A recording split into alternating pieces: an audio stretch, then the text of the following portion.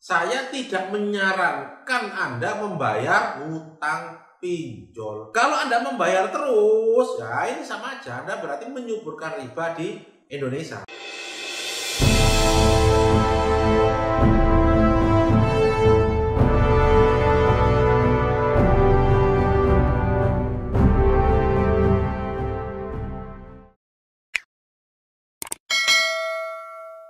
Masih dengan saya Ahmad Junaidi.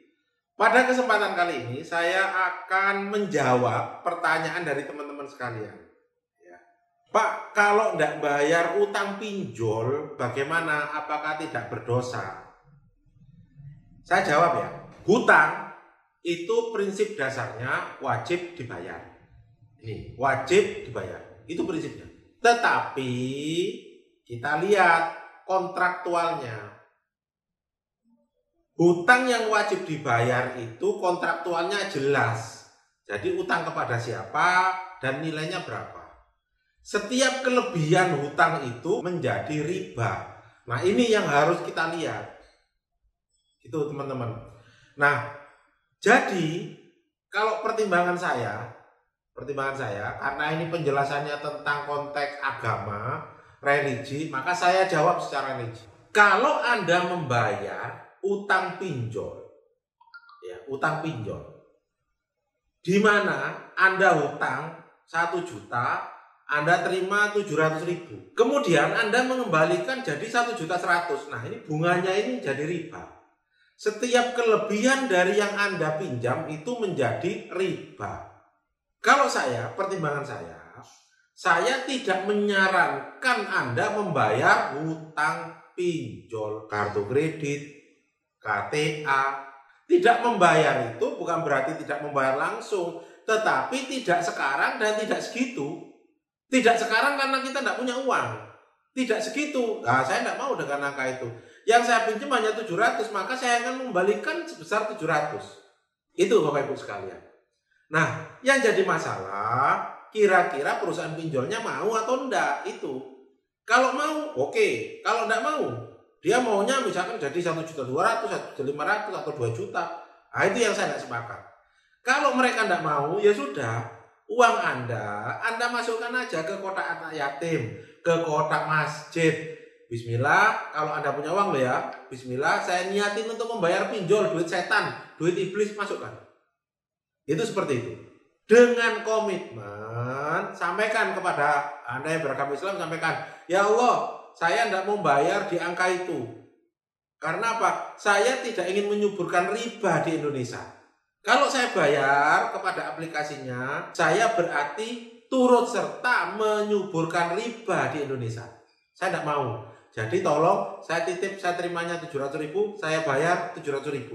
Atau kalau tidak, ya Allah saya cicil 100.000 untuk pinjaman uang iblis. Masukkan. Itu pertimbangan saya. Kalau Anda membayar terus, ya ini sama aja. Anda berarti menyuburkan riba di Indonesia, gitu ya. Jadi yang penting adalah niatan Anda untuk membayar hutang. Itu jangan sampai hilang. Jangan sampai hilang. Dan jangan goyah. Kenapa? Karena ada satu hadis, kalau Anda niat untuk bayar hutang, maka Allah akan memberikan malaikat yang bantu Anda untuk membayar hutang itu. Contoh nih, kita punya utang 1 juta, kita niatin untuk bayar. Ternyata Allah kasih rezeki kita untuk bayar. Ya Allah tak niatin kalau uang ini cair, kalau dapat uang dari sini saya niatin untuk bayar utang. Wah, tetapi kalah sama kebutuhan. Akhirnya apa? Ketika dapat uang, waduh, ternyata mau tak pakai. Waduh, ini waktunya beli bedak nih. Jangan. Itu masalah. Karena Allah bisa jadi tidak bantu lagi. Jadi kalau Anda niatkan untuk bayar utang, saya yakin dan seyakin-yakinnya pasti Anda dikasih jalan sama Allah. Sama Tuhan, Anda pasti dibukakan jalan. Itu prinsip saya. Jadi, kalau bagi saya pribadi, saya tidak sepakat ketika Anda membayar utang pinjol, membayar utang kartu kredit, membayar utang KTA. Itu seperti itu. Tetapi dengan beberapa pertimbangan. Contoh nih tak kasih juga. Kartu kredit misalkan. Saya punya kartu kredit limit 10 juta gitu ya. Tak pakai semua, habis. Saya udah terima 10 juta. Nah, ketika Anda punya kartu kredit 10 juta, nego. Nah ini prinsipnya negonya kartu kredit. Semakin lama Anda macet, maka diskonnya semakin besar. Jadi diskonnya semakin besar ketika ada utang 10 juta, ternyata Anda nego, ternyata bisa dilunasi hanya dengan 3 juta. Oh, sah. Maka sah. Jadi perjanjiannya utang Anda lunas dengan nilai 3 juta. Karena apa? Terjadi kesepakatan. Kalau dalam hukum Islam itu antarodin minkum. Jadi kesepakatan para pihak di situ. Ya. Jadi dengan 3 juta, utang yang 10 juta tadi lunas. Nah, itu oke. Saya oke kalau seperti itu. Nah, kemudian perlu kita garis bawahi lagi. Kenapa kok kita harus membayar? Satu, dapat diskon banyak. Yang kedua, karena kita membutuhkan mungkin BI checking, gitu ya. Karena kita mau pinjam lagi, kendala BI checking. Nah, silakan Anda lunasi. Tapi kalau Anda punya uang dengan prinsip tidak sekarang dan tidak segitu. Itu prinsipnya. Sama dengan KTA. KTA itu sama dengan hampir sama dengan kartu kredit. Jadi semakin panjang, semakin lama Anda macet, maka diskonnya semakin besar. Itu prinsipnya. Prinsip dari KTA maupun kartu kredit. Pinjaman online bagaimana Pak? Sama. Semakin Anda macet lama, maka pinjaman Anda pelunasannya semakin ringan. Itu prinsipnya teman-teman sekalian. Jadi bukan berarti saya tidak mengajarkan orang untuk tidak bayar hutang. Tidak bayar hutang itu prinsipnya tidak sekarang dan tidak segitu.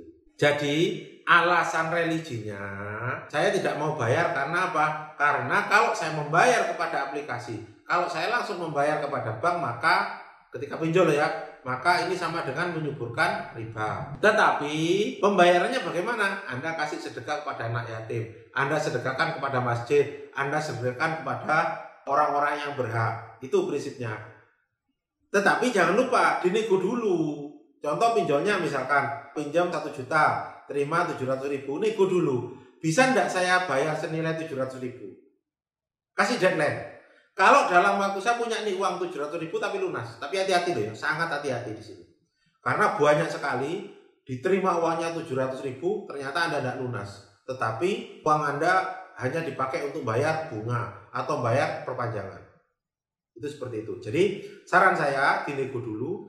Kalau toh dinego tidak bisa, maka uangnya masukkan ke kotak amal, uangnya masukkan ke masjid. Kalau Anda punya, itu prinsipnya. Kemudian yang kedua, kalau toh terkait dengan konsep hukum Indonesianya, hukum positif, hukum yang berlaku. Nah, habitnya biasanya semakin lama Anda terlambat, maka biasanya diskonnya semakin besar.